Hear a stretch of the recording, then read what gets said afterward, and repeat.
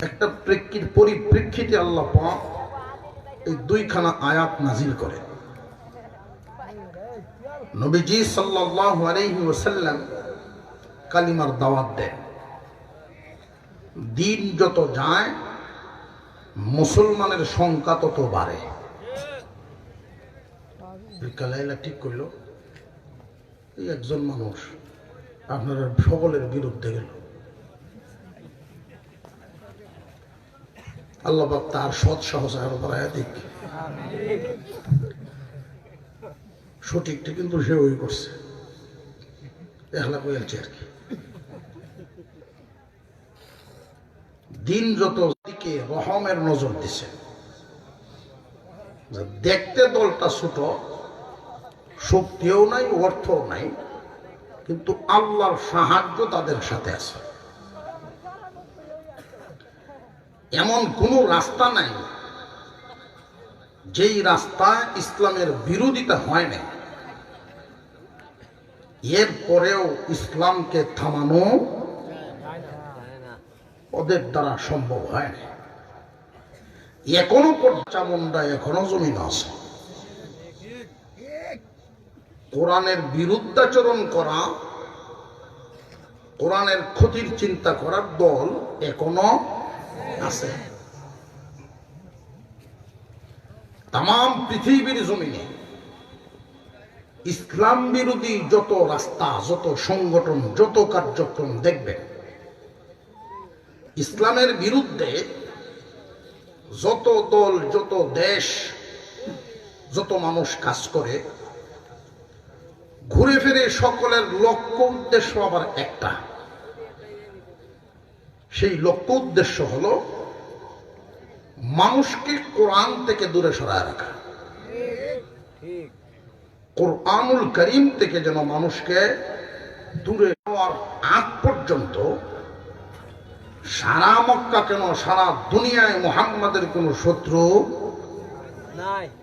আসি কোনটা কোন আসিম কি বুঝা হচ্ছে আমার সাথে কেউ বলা কুমার সামান না বুঝতে নবীজির কোন শত্রু আছে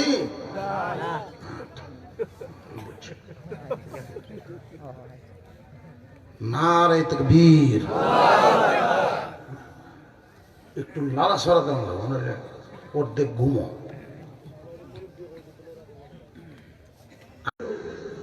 আল্লাহর পক্ষ থেকে কোরআন নাজিল হওয়া শুরু হল। মুহাম্মাদের শত্রুর শেষ নেই। মূলত কি শত্রু মুহাম্মাদের না কোরআনের?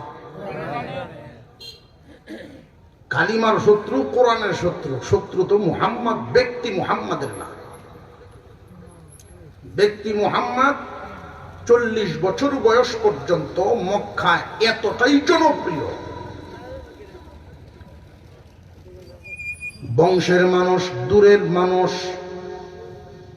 সব মক্কাবাসী নির্ভয়ে একটা আস্থার জায়গা খুঁজে পেতেন। বহু মানুষের টাকা পয়সা, গুরুত্বপূর্ণ জিনিসপত্র আমানত রাখতেন আপনার আমার পয়গম্বরের কাছে। আমানতদার এখনো আছে। আল্লাহর পয়গম্বরের উম্মতের মধ্যেও একদল মানুষ আমানতদার এখনো আছে। আমানতের দুই ধরন, আমানত রক্ষা করার ধরন দুইটা হয়। 1 লাখ টাকা দেয়া গেল, ভাইজান টাকাটা দিয়া গেলাম, 1 মাস পরে লাগলো, 1 মাস পরে নিমু, প্রয়োজনে খরচ করতে পারেন, সময়ের আগে ভাইলে এলো, আপনি কাজে লাগাইয়া দেন, জায়েজ আছে। বা আপনি নিজে অনুমতি রাখলেন, জায়েজ আছে। কিন্তু তারিখ ঠিক করেন নাই, দিয়া গেলেন, 6 মাস 8 মাস পরে আইলো টাকা নিতে। যেই সুতা দিয়া বাঁধা ছিল এই বান্দা সুতাই হয়েছে। তবে এমন আমানতদারের সংখ্যা জমিনে খুব কম। কেউর কাছে যদি টাকা পয়সা জমা রাখা হয়, মনে হয় এটা রুজি করছে, চরিত্র কই গেছে।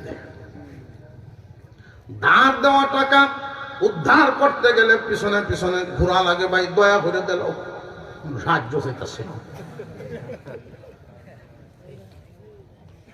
অথচ মুসলমান কত উন্নত ইতিহাস, আমাদের ইতিহাস কত উন্নত চরিত্রের ইতিহাস। আজকে আমরা দামি হইয়া কম দামা কাজ করে, দামি হয়ে কম দামা কাজ করে আমাদের মর্যাদা কমায়া দিলাম। মুসলমানের আদর্শ তো মানুষ, মুসলমানের আদর্শ দেখেই মানুষ বিধর্মী ইসলাম গ্রহণ করছে। আর এখন হালত পুরাপুরি উল্টা।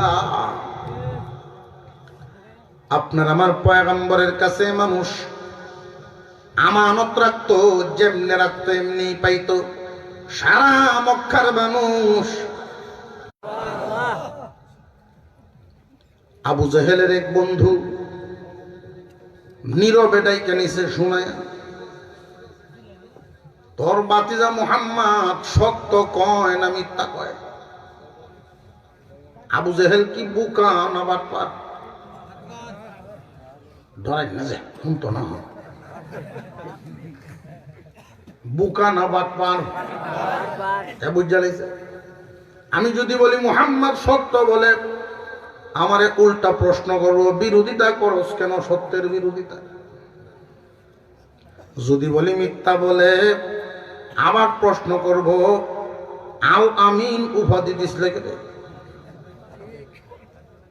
কিতা করবো? তোমার বাতি যায় সত্য কয় না মিথ্যা কয়? 40-এর আগে যা কইতো সত্য কইতো, হন্নি যাও। বরং আসল কথা হলো 40 পর্যন্ত নবীজি যা বলতেন সত্য বলতেন। মুখ স্লিপ কেটেও কোনোদিন মিথ্যা বলেন নাই। যা বলেছেন 40 পর্যন্ত সত্য বলেছেন। 40-এর পর থেকে যা বলেন শুধু সত্য না, ডাবল সত্য বলেন। কারণ 40-এর আগ পর্যন্ত যা বলেছেন নিজের পক্ষ থেকে বলেছেন, 40-এর পর থেকে যা বলেন কার পক্ষ থেকে? জবান খুলে আওয়াজ দিয়ে এখন কার পক্ষ থেকে? আল্লাহ পাক রব্বুল আলামিনের একাত্মবাদের দাওয়াত।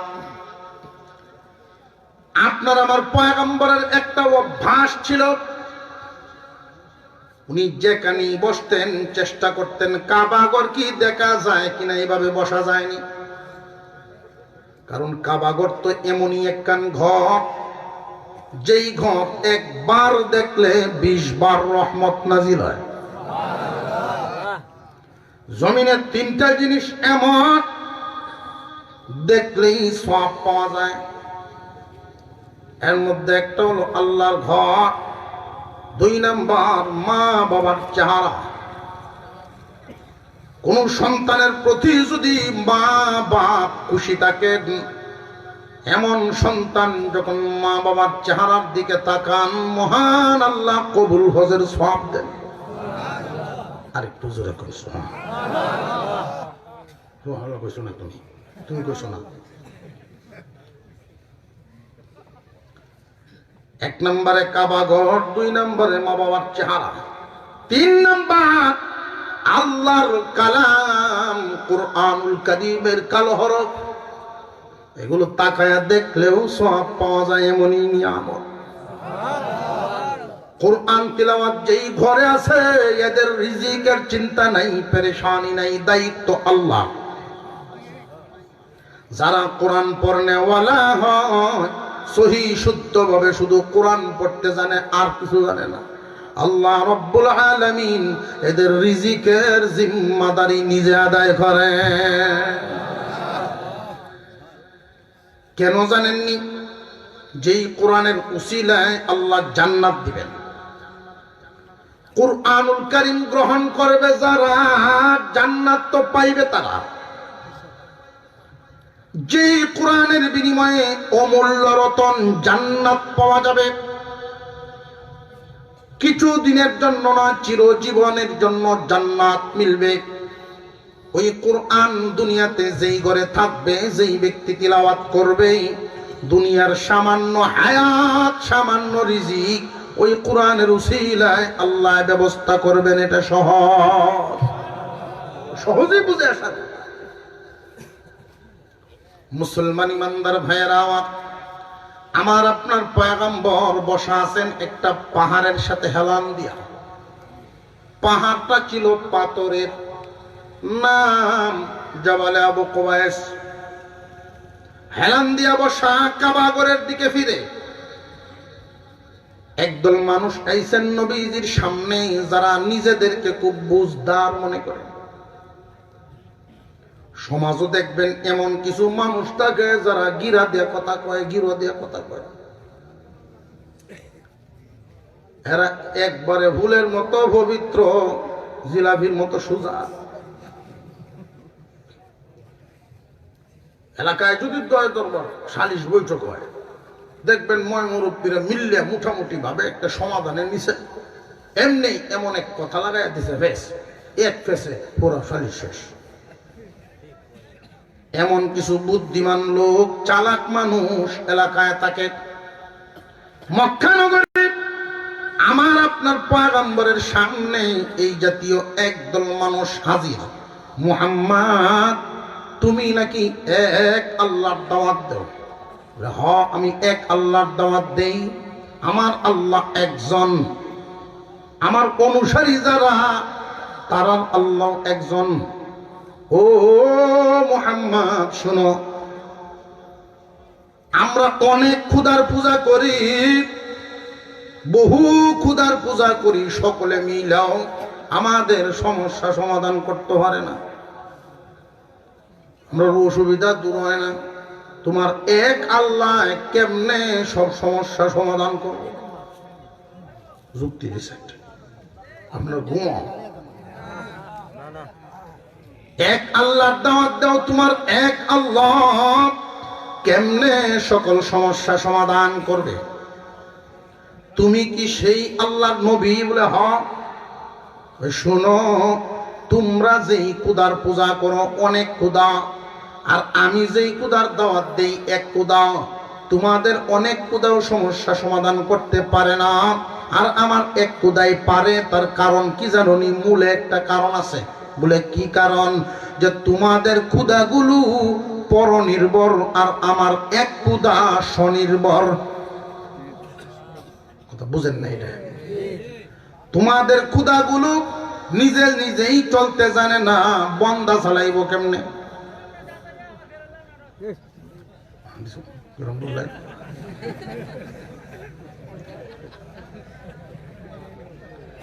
সহি মুসলমান জবান পবিত্র,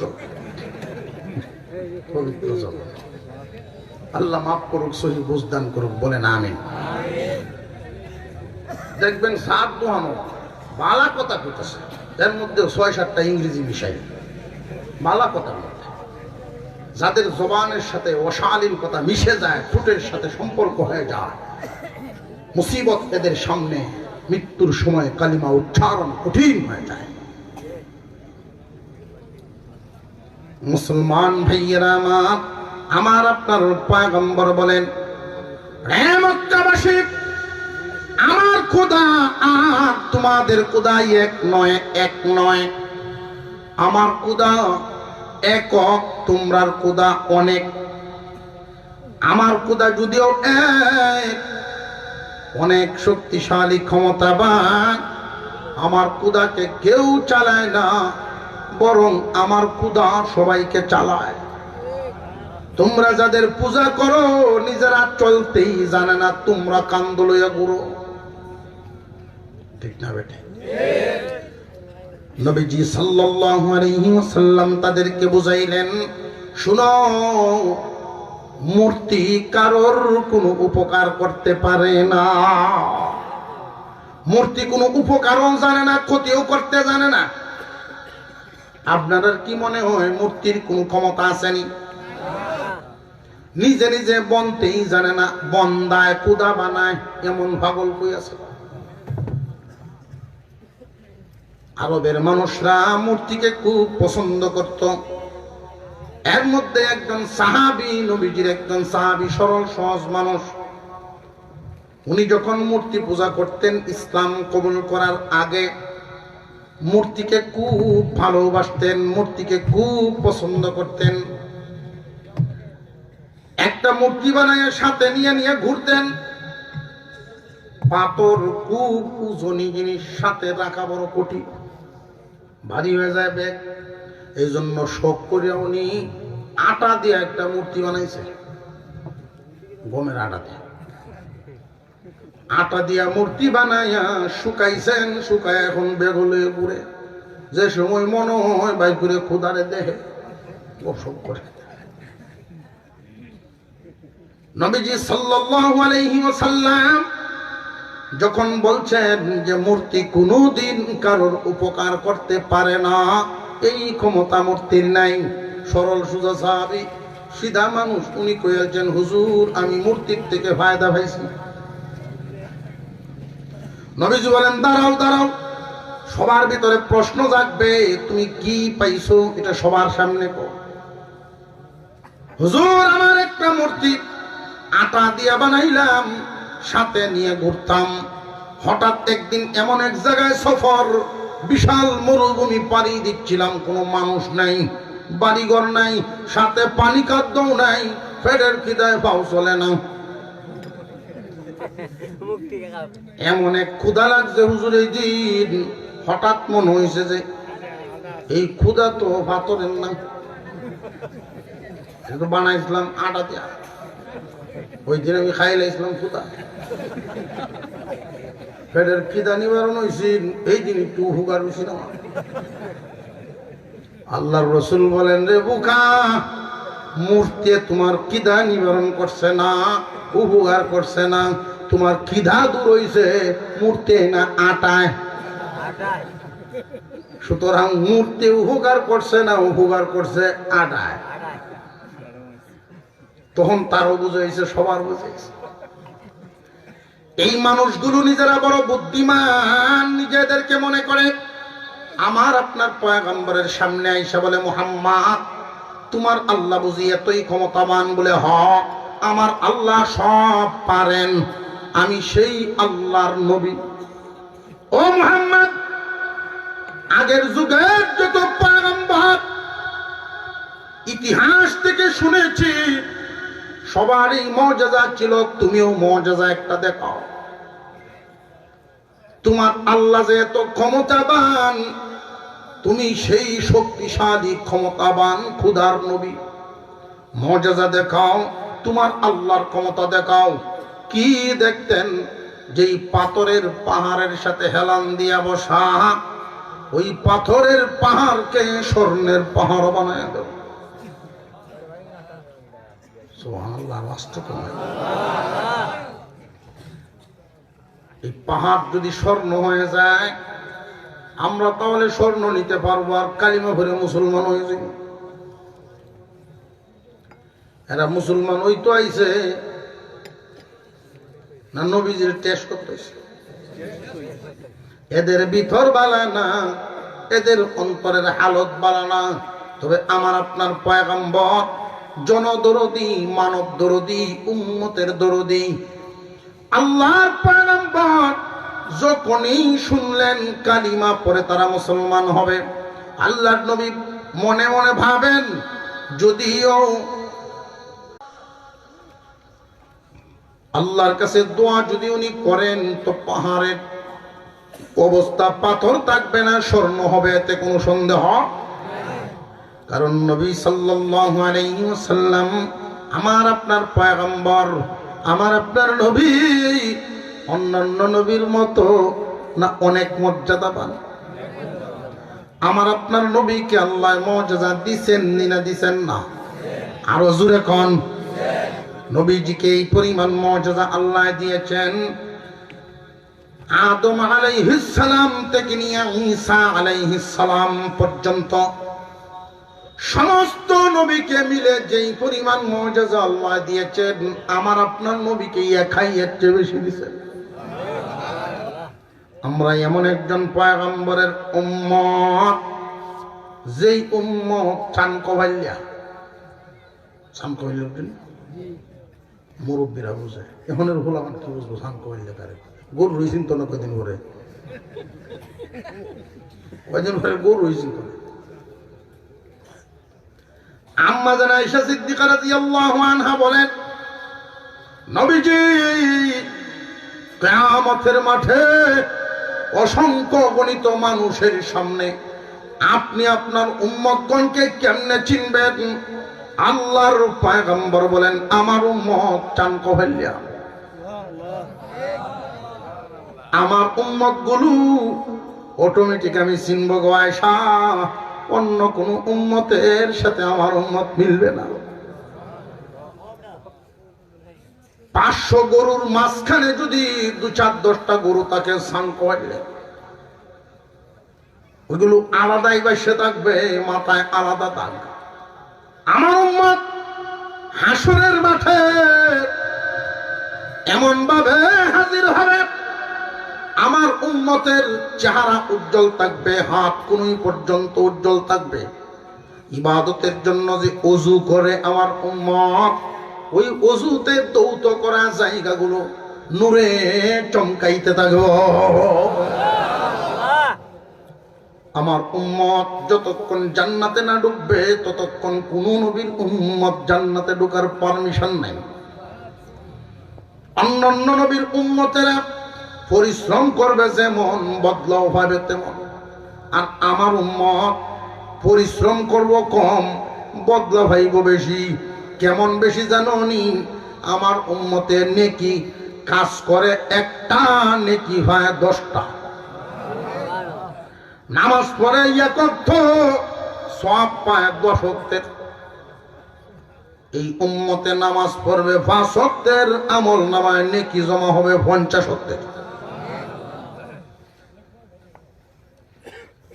হুজুর সাল্লাল্লাহু আলাইহি ওয়াসাল্লাম যদি দোয়া করেন, পাহাড়টাকে স্বর্ণ দিয়ে আল্লাহ বানাবেন না বানাবেন না? কারণ এই জবান তো এমন এক জবান, এই জবানে বের হইতে দেরি, কবুল হইতে দেরি না।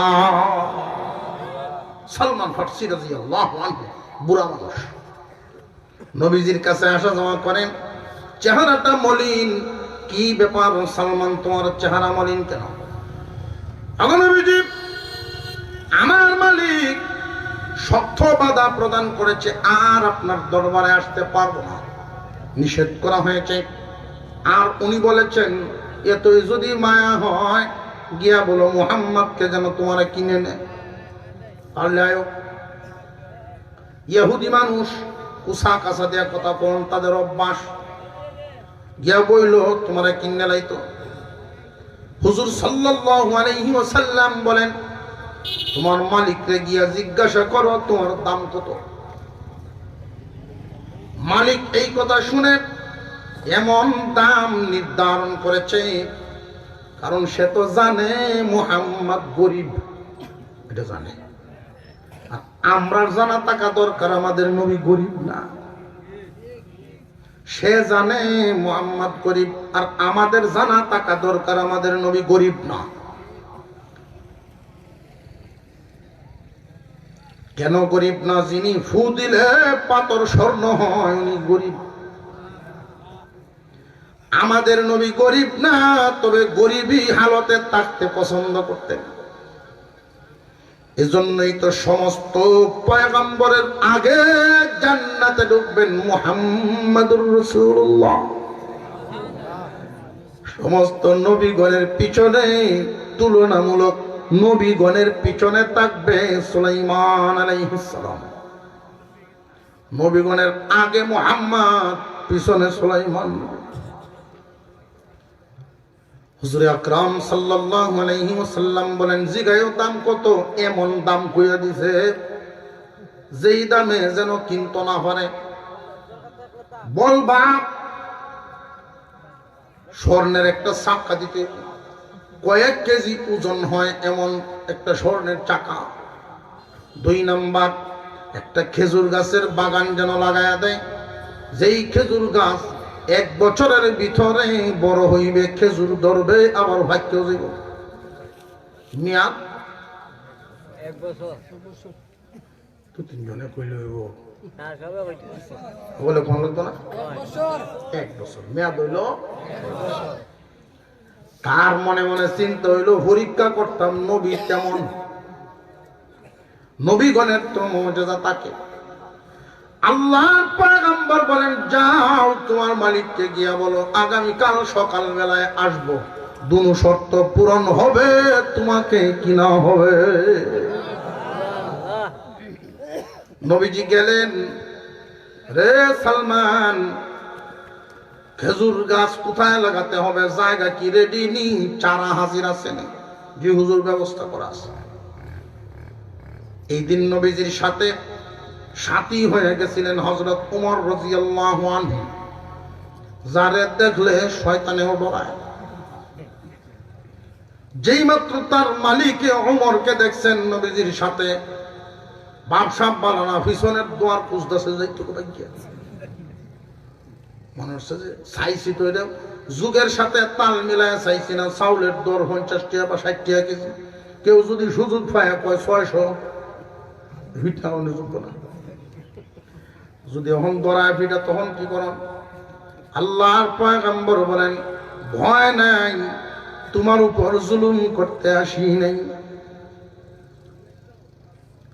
মুসলমান কারোর উপরে জুলুম করে, দাও চারা গুলো দাও। আল্লাহর পয়গম্বর এক একটা চারা হাতে নেন, খেজুরের চারার সাথে কথা বলেন, গাছ রে 1 বছরের ভিতরে বড় হয়ে খেজুর দিস। আমি মুহাম্মাদুর রাসূলুল্লাহ বলছি, 1 বছরের ভিতরে বড় হয়ে খেজুর দিস, ভাগ্যে যাস। বাগান লাগানো শেষ, 100 খেজুর গাছ বাগান লাগানো শেষ। এবার হইল স্বর্ণের একটা চাক্কা দেওয়ান, রে সালমান এই পাথরটা লও। এই পরিমাণ বড় এক পাথর এনে দিছেন।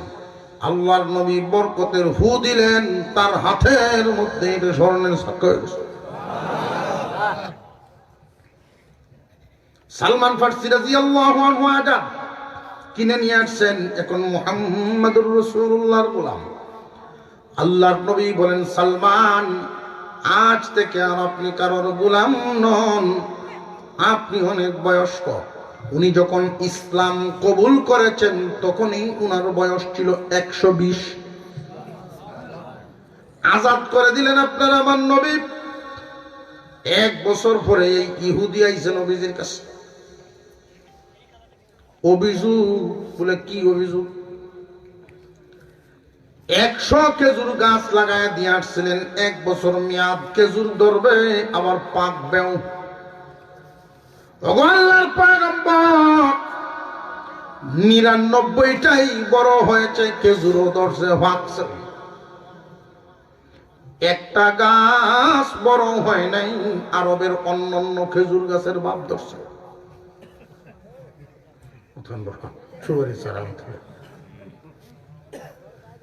এই গাছটা এমন কেন? আল্লাহর রাসূল বলেন, এমন তো হওয়ার কথা না। এমনি মসজিদে নববীর কোণার থেকে ওমর রাদিয়াল্লাহু আনহু লম্বা লম্বা কাঁদতে করছে, ওগো নবীজি, এই গাছটা আমি লাগাইছিলাম। তুমি খ্যাত নাম ছিল কেন লাগে? ভাই, আমি তো জানি না যে গোপনীয় এই চুক্তি আছে, জানলে আই লইলাম না। হয় না, আমার আপনার পয়গম্বরের মর্যাদা আছে না নাই? উনি যদি দোয়া করেন, দোয়া কবুল হয়ে যাবে। মনে মনে যেই ভাবতেছেন, মনের খবর জানেন কে? একমাত্র কে জানেন? মানুষের অন্তরের খবর যদি উনি জানতেন, নবী যদি জানতেন, তাহলে এদের মনের খবরটা উনি বুঝতে পারতেন। নবীগণ মানুষের অন্তরের খবর জানেন না, নবীগণও জানেন না। আল্লাহ যা জানান নবীগণ তা জানেন, আল্লাহ যা জানান না কেহই তা জানে না। এই আকীদা হলো সহি। কিছু মানুষ এমন ভক্ত, এমন আসে, কয় আমি গড় থাকলেও আমার ভিড়ে কইতে পারে বাড়ির থেকে আমি কি করি। এরকম বেড়ো হাবির খেল লাগিন সকল বেলা তোর দিকে ছায়া থাকে।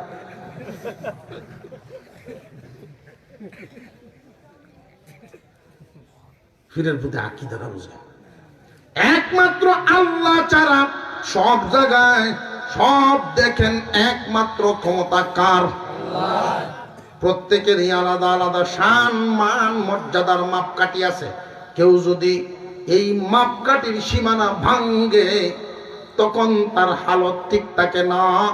যদি কুফরি শিরিকের পর্যায়ে পৌঁছে যায়, ঈমান নষ্ট হয়ে যায়। আল্লাহর পয়গম্বরের মর্যাদা আল্লাহর নিচে, সমস্ত সৃষ্টির উপরে। নবীর মর্যাদার মাপকাঠি আছে, পীরের মর্যাদার মাপকাঠি আছে, উস্তাদের মর্যাদার মাপকাঠি আছে, মুসলমান ভাইয়ের মর্যাদার মাপকাঠি আছে। সীমা লঙ্ঘন করা যাবে না। বিবিরে আদর করবা, ভালো কথা, শোনা সান লক্ষ্মী, যা মনে চায় ডাহ, লেকিন আবেগের সুরে আম্মা কথা শুনতে সীমা লঙ্ঘন হয়ে গেল। হুজুর সাল্লাল্লাহু আলাইহি ওয়াসাল্লাম অন্তরের কবর জানেন না, এই জন্যই মনে মনে আনতেছেন। উনি দোয়া করবেন, আল্লাহ পাক রব্বুল আলামিন তখনই জিবরাইল আমিনকে দিয়া এই দুইখানা আয়াত নাজিল করেন। সুবহানাল্লাহ। ও পয়গম্বর, দোয়া করবেন না। যদি দোয়া করেন পাহাড় স্বর্ণ হয়ে যাবে,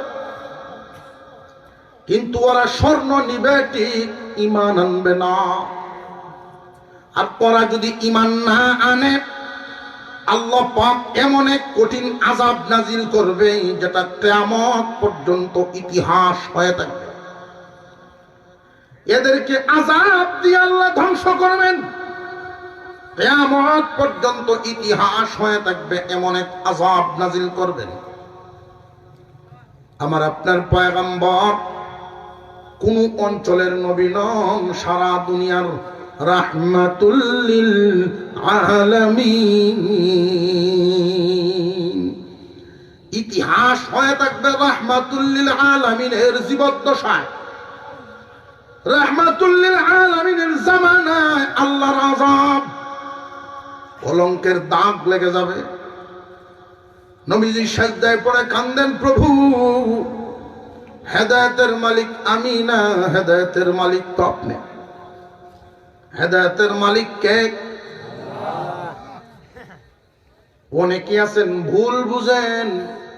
মৌলানা সাদ সাহেবের অনুসারী যারা, তারা কিন্তু এই কথাটা মনে করে হেদায়েতের মালিক আল্লাহ না, এটা মনে করে। অথচ হেদায়েতের মালিক কে? হযরত বেলাল রাদিয়াল্লাহু আনহু গভীর রজনীতে যায় নামাজে বসে দোয়া করেন, প্রভু ওগো মাওলা, হেদায়েতের মালিক যদি তুমি না হইতা, হেদায়েতের টিকেট যদি তুমি না দিতা, এই দায়িত্ব যদি নবীর উপরে থাকতো, আমি বেলাল সিরিয়াল পাইলাম অনেক পরে। ঠিক না বেটি? আল্লাহ হেদায়েতের মালিক তুমি বলে আমার মতো গোলাম ঈমান পাইছে আগে। কুরাইশ বংশের বড় বড় সর্দাররা পাইছে না, নবীর চাচাই হইল না। হেদায়েতের মালিক কে? জবান খুলে আল্লাহর নাম মহব্বতে আওয়াজ নিয়ে এখন কে? মাওলাই করিমের দরবারে নবীজি বলেন, হেদায়েত দিবেন কিনা এটা আপনি জানেন। আল্লাহ পাক জানায় দিলেন, এদের কলবের হালত ভালো না। জিবরাইল আমিন সব কানে কানে বলে দিতেছেন, ওগো নবীজি আপনি তাকায়া দেখেন, এই পর্যন্ত যারা ইসলাম গ্রহণ করেছেন, কেউ স্বর্ণের লোভে আসেন নাই, রূপার লোভে আসেন নাই, পেটে পাথর বেঁধেছেন, তবু ইসলাম রক্ষার জন্য লড়েই গেছেন জমিনে। পেটে পাথর বেঁধে পড়ে থাকেন, তবু ইসলাম ছাড়েন না। খাব্বাব রাদিয়াল্লাহু তাআলা আনহু আল্লাহর পয়গম্বরের একজন সাহাবী, ওমর রাদিয়াল্লাহু তাআলা আনহুর শাসনামল।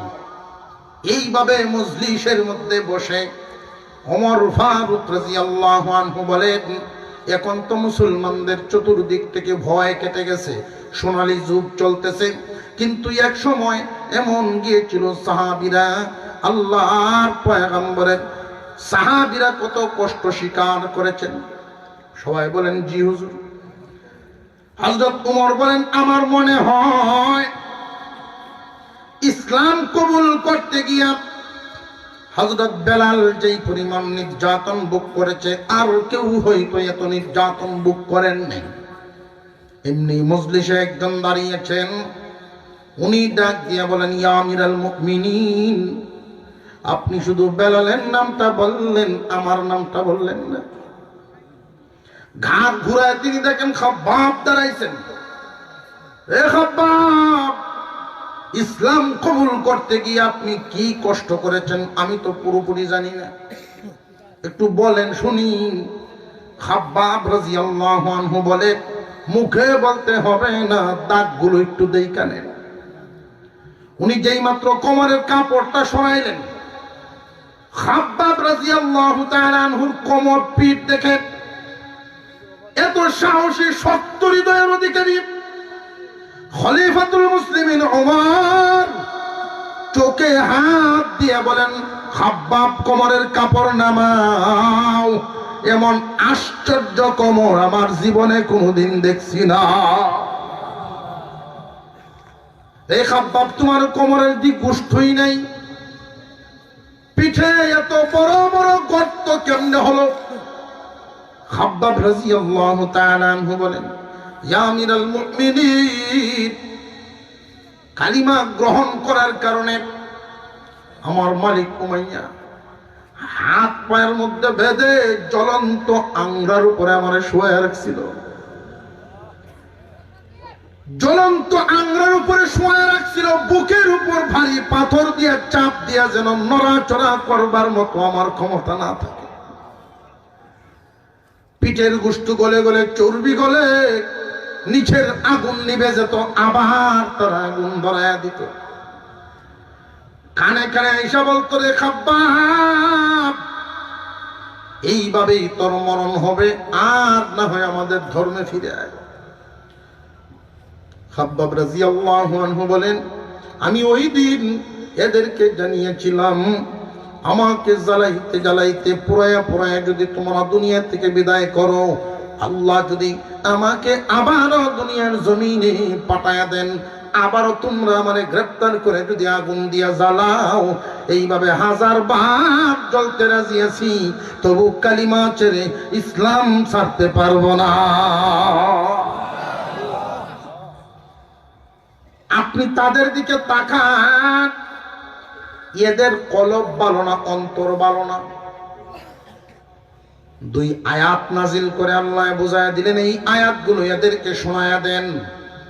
একটা সামান্য পাথরের পাহাড় স্বর্ণ পরিবর্তন করে আল্লাহর ক্ষমতা বোঝাতে হবে না, এই আয়াতগুলো শুধু শোনায়া দেন। আল্লাহ বলেন, ইন্না ফি খালকিস সামাওয়াতি ওয়াল আরদি ওয়া ইখতিলাফিল লাইলি ওয়ান নাহার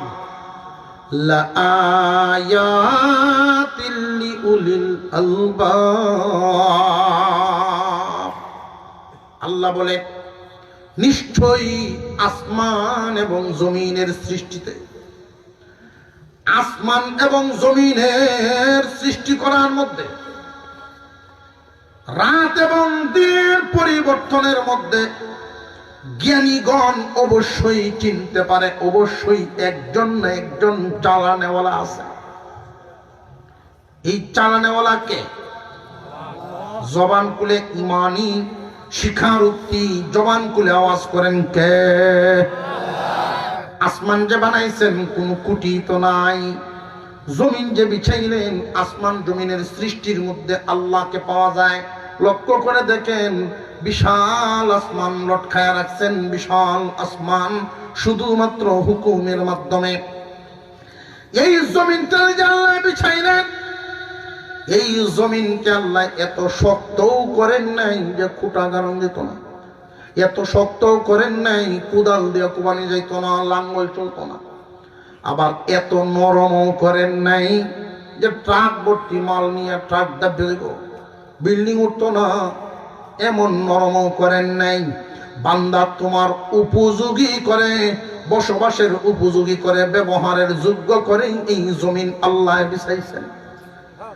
জমিন যেন নড়াচড়া করতে না পারে, জায়গায় জায়গায় পেরেক বিছাইছেন। ওয়াল জিবালা আওতাদা, পাহাড় গুলো জায়গায় জায়গায় বসায় দিচ্ছেন যেন নড়াচড়া করবার না পারে, এগুলো পেরেক। আসমান জমিনের সৃষ্টির মধ্যে আল্লাহ খুঁজে পাওয়া যায়, পাহাড় দেখতে হবে না।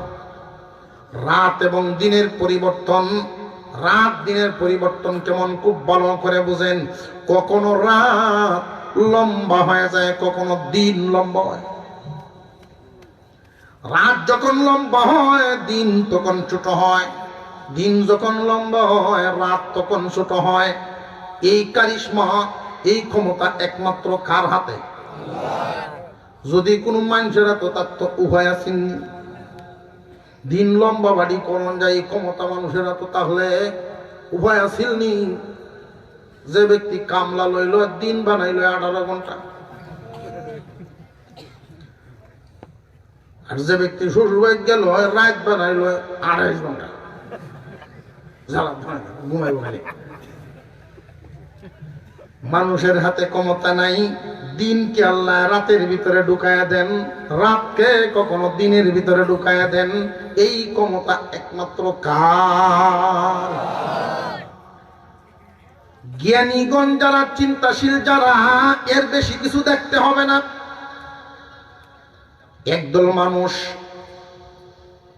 বিভিন্ন ভার্সিটি কলেজের মধ্যে এই কথাটা চড়াচ্ছে, খুব চমকপ্রদ কথা, চমকপ্রদ, যেটা নাকি মানুষের দিল ছুঁয়ে যায়। ওই দেয়ার ইজ নো গড, আল্লাহ বলতে কেউ নেই। শিক্ষিত মানুষ, নতুন যুবক, উদীয়মান তরুণ যারা, এদেরকে দুঃখা দেওয়ার জন্য এই কথাগুলো এদের সামনে পেশ করা হয়।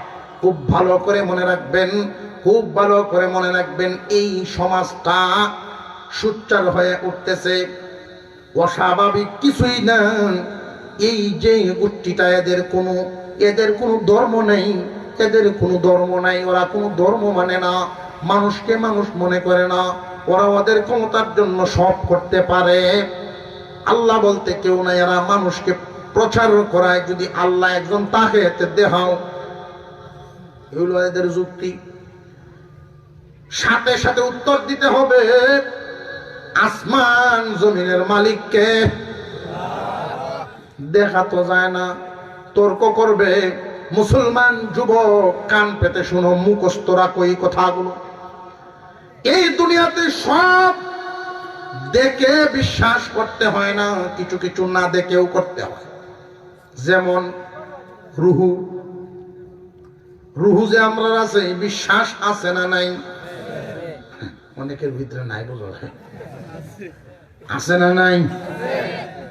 রুহু কেউ দেখছেননি, এরপরেও বিশ্বাস করা লাগে। যদি কই নাই, তুই জলস্থান করে তা কেন? রুহু আছে এটা বিশ্বাস করি, যদিও দেখি না, কিন্তু মানতে হয়। ঠিক তেমনি আল্লাহ যে আছেন, দেখি না কিন্তু মানতে হবে। প্রশ্ন করবে তারা আবার যে আল্লাহ যেহেতু এত ক্ষমতাবান, সব ক্ষমতার অধিকারী, উনি দেখা দিলেন না কেন? উনি যদি দেখা দিতেন তাহলে তো এই প্রশ্ন আর থাকতো না। ওনার দেখেই আমরা বিশ্বাস করতাম। সুস্পষ্ট জবাব দিবেন, দেখে ঈমান আনার কবুল হয় না, এটার নাম ঈমান নয়। দেখে ঈমান আনলে ঈমান হয় না, এই জন্য আল্লাহ দেখা দেন না। ইচ্ছা করলে আল্লাহ দেখা দিতেন, কিন্তু দেখে ঈমান আনলে ঈমানই হয় না। যেই বস্তুগুলোর উপরে বিশ্বাস করার নাম ঈমান, যেই কথাগুলোর উপরে বিশ্বাস করার নাম ঈমান, একটাও দেখান না, না দেখে বিশ্বাস করতে হবে, এটার নামই ঈমান। দুনিয়ার জমিনে আল্লাহ দেখা না দিয়া কি আমরা ঠকাইছেন না রক্ষা করছেন? মহান আল্লাহ পাক রব্বুল আলামিন, উনি যে আছেন, আল্লাহ একজন মহা ক্ষমতাবান, মহা শক্তিশালী, এতে কোনো সন্দেহ মুমিনের নাই। প্রশ্ন করবে ওরা, আমরা রুহু যে বুঝি, ভিতরে রুহু আছে যদিও দেখি না, অনুমান তো করুন যায়। যে কি অনুমান? সিমটা দিলে টের ভাই, যার ভিতরে রুহু নাই কাটতে লাইলে টের পাইতো না। রুহু আছে এতে বোঝা গেল, চিন্তা দিলে টের পাই, চোখে দেখতে পারি, কানে শুনি, আলামত। যে আমরাও আল্লাহর কিছু আলামত তোমরা দেখাই। কি রে, চাঁদ এবং সূর্য চলে 1-2 বছর না হাজার হাজার? আর একটু কোথানটা জুড়ে দেন, 1-2 বছর না হাজার হাজার? জমিনে কত গাড়ি অ্যাক্সিডেন্ট করে ড্রাইভার টাকার পরেও। চন্দ্র সূর্য চলে হাজার হাজার বছর ধরে, কোনদিন একটা আরেকটার পথ বলে না, রাস্তা বলে না, টক্কর লাগে না। একজন চালানেওয়ালা না তাকায় না তাকায়, যিনি চালান উনি কে? জোরে আওয়াজ দিয়ে কোন কে? এমনি চলে না, একজনে চালান। জমিনের মধ্যে তাকায় দেখেন আমরা গরুরে ঘাস খাওয়াই, একটা গাভীরে খাওয়াইলেন ঘাস, এই ঘাস তার বডির ভিতরে যখন ঢুকে এক রাস্তায় যায় না। এই গাভীর খাদ্যটা 4 ভাগে ভাগ হয়ে তার বডিতে 4 রাস্তায় ঢুকে। একটা রাস্তা দিয়ে ঢুইকা পেশাব হয়ে বের হয়, আর একটা রাস্তা দিয়ে ঢুইকা পর্যন্ত তাদের হিট হয়। নির্দিষ্ট সময় যখন হয়ে যায়, মা মুরগিটা তার ঠুটের দাঁড়ালু আগা দিয়া, টুটের চুখাটা জায়গাটা দিয়া ডিমটারে ফুটায়া দেয়, তখন বাচ্চা বের হয়। ডিম ফুটায়া না দিলে বাচ্চা বের হতে পারে না, শ্বাস বন্ধ হয়ে মারা যায়। যেই দিনটা বাচ্চা হবে, এটার একটা নিয়ম, নির্দিষ্ট হিট হতে হবে, পূর্ণতা পাইতে হবে। এর আগেই যদি কেউ ফাটায়া দেয় তাহলে এটারে আমরা বলি কাঞ্জা, নষ্ট। আর সময় হওয়ার সাথে সাথে যদি ফাটায় না দেওয়া হয়, সময় পার হয়ে গেলে শ্বাস বন্ধ হয়ে মরে, বাচ্চা মারা যায়। মা মুরগিটা কেমনে টের পাইল, কে তার এই যোগ্যতা তার মাথায় দিয়ে দিল? কোন ডিমটা কখন পূর্ণতা পায়, কোন ডিমটা কখন পূর্ণতা পায়, ওটা কোন সময় ফুটাইতে হবে, মা মুরগিরে কে শিখাইল? শিখাইছেন যিনি, উনি আমাদের আল্লাহ। জ্ঞানীগণ আল্লাহর সৃষ্টি নিয়ে ভাবে, তুমি আল্লাহ দেখবা কেমনে? যে চোখে তোমার 2 চোখ দেখো না, কেমনে দেখিবে তারে? যে চোখে তোমার 2 চোখ দেখো না, কেমনে দেখিবে তারে? এই আত্মার আসা যাওয়া কি দেখিতে কি কেউ পারে? এই আত্মার আসা যাওয়া কবু দেখিতে কি কেউ পারে? আত্মাটাই দেখো না, তোমার এই তুমি দেখো না, আল্লাহ দেখবা কেমনে? দুনিয়ায় এই চক্ষুই তিনি দেন নাই তারে দেখবার মতো। না দেখে বিশ্বাস করার নাম ঈমান। জ্ঞানীগণ যারা আসমান দেখে বুঝবে একজন মালিক আছে। মালিক যদি 2 জন হইতো, কোন দিন কাজে লাগিয়ে সংসার ভাঙত? ঠিক না বেটি? মুসলমান ভাইয়েরা, এই জন্য আল্লাহ বলেন জ্ঞানীদের জন্য এই সৃষ্টি জগৎ। নবীজি বলেন স্রষ্টা নিয়ে ভাববানা, তাফাক্কারু ফি খালকিল্লাহ, গবেষণা করো, চিন্তা করো, ফিকির করো আল্লাহর সৃষ্টি নিয়ে। আসমান জমিনের মাঝখানে যা আছে এগুলো নিয়ে চিন্তা ভাবনা করো। কি চিন্তা? তাকায় দেখেন, একটা গাছের পাতার সাথে আরেক গাছের পাতার কোনো ডিজাইনের মিল নাই, রগ আলামত মিল আসেনি। আল্লাহ যে জগৎটা সাজাইলেন, লক্ষ্য করে দেখেন, ফল যদি বড় হয়, যেমন মিষ্টি কুমড়া, তরমুজ, এগুলো বড় বড়, উচিত মতে এইগুলো লটকার কথা আসলো, বট গাছও আমরা যদি চালাইতাম তো এই গাছও লটকাইলাম। কিন্তু আল্লাহ এগুলোর দিয়েছেন লতা পাতার মতো গাছও। আল্লাহ বুঝাইছেন, আমার মাখলুক এই কুমড়া তরমুজ বড় হইছো মাটিত ঘুমাও, হইলে তোমার গাছের তলে দে আমার বান্দারা গেলে ডরাইব, কেউ উপরে বললে কষ্ট হইব। গাছ যদি প্রশস্ত হয়, বট গাছ কি ছায়া, বিচিগুলো বড়ুর মতো ছোট ছোট। কারণ এই বট গাছ অনুযায়ী যদি তরমুজের মতো ফল হইতো, আমরার জন্য কি আরাম হইতো না বেআরাম? এই বিষয়টা যারা ভাবে, চিন্তা করে, আল্লাহর সৃষ্টি নিয়ে গবেষণা করে, এদেরকেই আমরা সহজ কথায় বুঝি বিজ্ঞানী। এই বিজ্ঞানীদের অবস্থাটা আল্লাহ এখানে তুলে ধরেন। জ্ঞানী আসলে কারা? বিজ্ঞানীরা দুই ভাগে বিভক্ত। গবেষণা করতে করতে, জানতে জানতে একদল হয়ে যায় জান্নেওয়ালা, আল্লাহওয়ালা। আর একদল গবেষণা করতে করতে, জানতে জানতে হয়ে যায় জানোয়ার। একদল জানতে জানতে জান্নেওয়ালা, আর একদল জানতে জানতে জানোয়ার। সৃষ্টি নিয়ে ভাবতে ভাবতে এক পর্যায়ে গিয়া কয় দেয়ার ইজ নো গড, আল্লাহ বলতে পাইছি না কিছু। মারিফতের সমুদ্র, কত নাবিক জাহাজ নিয়ে আসলো, ডুবে মারা গেল, মুর্দা হয়ে বাসলো। এই জন্য নবীজি বলেন, স্রষ্টা নিয়ে ভাববা না, সৃষ্টি নিয়ে ভাবো। এখানে আল্লাহকে দেখতে পারবা, একজন স্রষ্টা আছেন, ওনাকে আল্লাহু আকবার বলেন, আল্লাহু আকবার বলেন।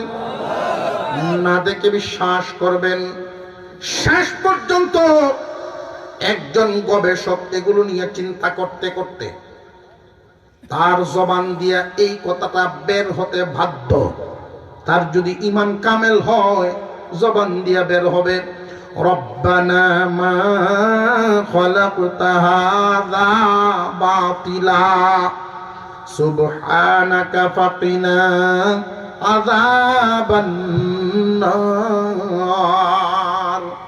আয় আল্লাহ, এই দুনিয়ার কোনো কিছুই অনর্থক বানান নাই, এবং আপনার সৃষ্টিতে কোনো ভুল নাই। আল্লাহর সৃষ্টিতে, আল্লাহর বানানোতে কোনো ভুল আছে না? ধরতে পারছেন নি? অর্জনে এবারে ধরছে। আল্লাহর সৃষ্টিতে ভুল ধরছে, বট গাছের তলে বুঝাবে। যেই বিশাল এরিয়া নিয়ে গাছ, ফলডি হয়েছে না, ফাতাডি হওয়ার কথা ছিল কদম গাছের মতো, ফলডি হইতো আসলো তরমুজের মতো। এমনি একটা ভরছে মাথাটা,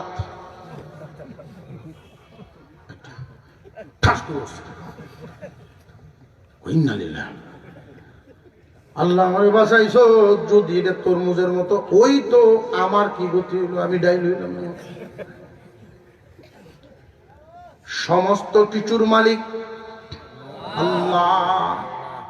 কোনটা কোন কাজে লাগে কেউ জানে না। আল্লাহ কোনো কিছুই অনর্থক বানান নাই। আল্লাহর সৃষ্টিতে নৈপুণ্যতা, কোনো ভুল নাই। পায়খানাতে এক ধরনের সাদা কিরা এটি কেল্লাগিন বানাইলো, একবার মনে মনে ধারণা আছে এইটাকে কোন কামো লাগে, কেন বানাই? আল্লাহ তার এমন এক রূপ দিছে, এইটা এটার ওষুধ দিচ্ছে। সুবহানাল্লাহ। আমরা যে জির দেখিনি বসি বাজে, জির 1-1.5 ইঞ্চি নিচ দিয়ে জির মাটি করে করে যায়।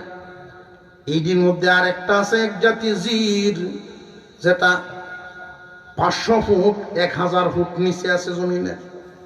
ওইটাও এইভাবেই পথ রাস্তা করে করে যায়। এগুলো কেন করে জানেননি? জমিনের মধ্যে রাস্তা করে দেয় ভিতরে, যেন অক্সিজেন নিতে পারে, অক্সিজেন ঢুকতে পারে জমিনের ভিতরে। আল্লাহ যেই মাখলুকটা বানাইছেন এমনিই বানান নাই।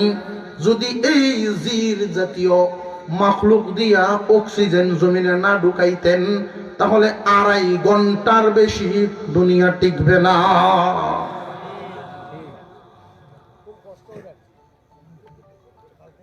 শকুন খাওয়ান জানি, বরং হেয়ার খাইলা। আগে মরা গরু খাইতো। এই শকুনকে আল্লাহ যে বানাইছেন, তার যে লিভার, হজম ক্ষমতা আল্লাহ দিছেন। আফ্রিকা সুন্দরবনের মতো জঙ্গল, পৃথিবীর জমিনে যা যা আছে এখানে যত বিষাক্ত প্রাণী মরে ওইগুলো পচে গলে বাতাসের সাথে যদি মিশে যাইতো 6 মাসের বেশি কোনো মানব প্রাণী দুনিয়াতে থাকতে পারতো না। অক্সিজেন বিষাক্ত হয়ে মানুষ মরে যেত, সব কোনো প্রাণী টিকতে পারতো না, অক্সিজেনটা বিষাক্ত হয়ে যেত। কিন্তু এই বিষাক্ত প্রাণীগুলো পয়সা অক্সিজেনের সাথে মিশবার আগেই শকুন নামক প্রাণীটায় খায়া হজম করে ছেড়ে দেয়। আল্লাহর এই মাখলুক কত উপকার করে। কোন গড়ের কোনায় দেখবেন কোন ব্যাংক থাকেনি, এই কোন ব্যাংকে আমরা কি ফায়দা দেয়? যেই জায়গায় কোন ব্যাংকটা থাকে 40 গজের ভিতরে কোনো বিষাক্ত প্রাণী ঢুকে না। এর গায়ের দুর্গন্ধ বিষাক্ত প্রাণীরা নিতেই পারে না, থাকতে পারে না। মহান আল্লাহ পাক পৃথিবীটা যে সাজাইছেন মানুষের বসবাসের জন্য, এমন কোন বস্তু নাই যেই বস্তু মানুষের কল্যাণে আল্লাহ লাগান নাই। এই বিষয়গুলো ভাবলে মহান আল্লাহর পরিচয় পাওয়া যায় না যায় না। আল্লাহ একজন আছে, দুনিয়া একদিন ছাড়তে হবে, আল্লাহর সামনে দাঁড়াতে হবে। এই বিশ্বাসগুলো ভাবলে মানুষের অন্তরে বাড়ে, এই বিশ্বাসগুলো মজবুত হয়। আল্লাহ তাআলা যেন আমাদের পরকাল মজবুত করার তৌফিক দেন, বলুন আমিন। মাদ্রাসা আল্লাহ রসুলের বাগান, এই নবীর বাগানগুলোর সাথে এমন একটা কানেকশন লাগানো। এই পুরান যেত না এসব বলবেন,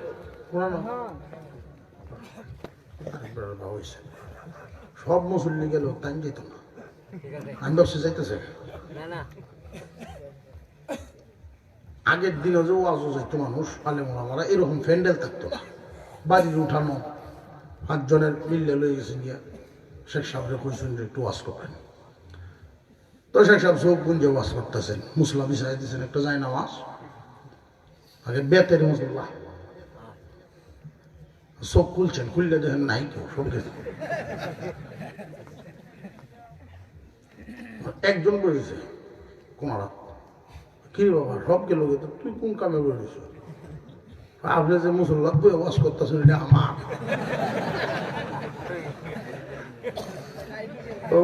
এইটা লাগি তুই বলেছ, আমি বুঝছিলাম যে আমার কথাটি তোর দিলও লাগতেছে।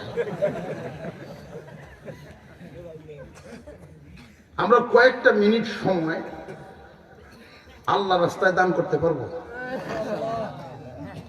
হায়াত, মানুষের জিন্দিগির হায়াতও দান করা আল্লাহ রাস্তায়। তুই মাদ্রাসার জন্য 10 মিনিট, এটা সর্বোচ্চ টাইম দিলাম, এর ভিতরে 10 মিনিট সময় দান করে ফেলেন, নিয়ত করে ফেলেন ইনশাল্লাহ। দান করছেন তো ইনশাল্লাহ? যে উঠবো কি ফিল আল্লাহর দেওয়া হায়াত থেকে 10টা মিনিট দিতে পারবো না, কি ফিল না, এটা যেন তোর পয়সা লাগতেছে না, এরকম কি ফিল যেন কেউ না হয়। আমার আগে হযরতুল আল্লামা হযরত মাওলানা লুকমান সাদি সাহেব দামাত বরকাতুহুল আলিয়া, উনি আপনাদের সামনে একটা আরজি পেশ করছিলেন। মহব্বতের মানুষ, আপনারা যারা মহব্বত করে জিম্মাদারি দিয়েছেন, হযরত মাওলানা আব্দুর রকিব বিশম্বরপুরী সাহেব, মাঠের সুপরিচিত আলোচিত মহব্বতের মানুষ, একজন বক্তা, ইসলামী বক্তা। ওনার প্রতিষ্ঠানের সাথে, ওনার সাথে একটা মহব্বত জুড়ে থাকুক, এটা আমরা সকলেই চাই। উনি একটা প্রতিষ্ঠানের জিম্মাদারি পালন করেন, তো প্রতিষ্ঠান তো অনেক পুরাতন, 62 বছর আমি